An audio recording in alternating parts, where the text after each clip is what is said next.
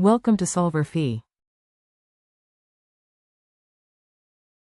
Well, tangential acceleration is equal to v dot and t is equal to 5 seconds, and if t is equal to 5 seconds, tangential acceleration is equal to 0.8 multiplied by 5, which is equal to 4 feet per second square.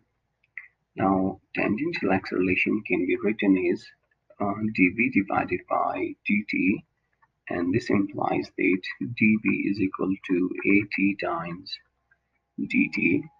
Now, integral of dv is equal to integral of at dt, and this implies that v minus v naught is equal to integral of 0.8 t dt.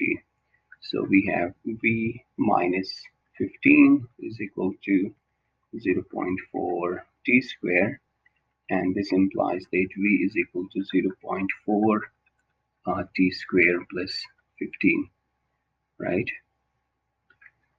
And now when t is equal to 5 seconds, then v is equal to 25 feet per second square.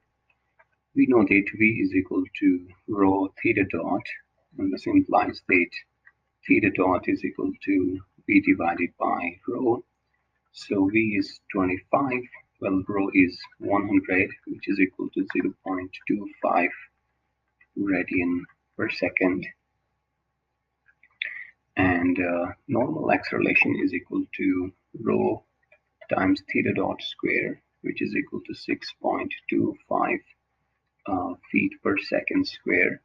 Now resultant acceleration is equal to root at square plus an square, which is equal to 7.42 feet per second square.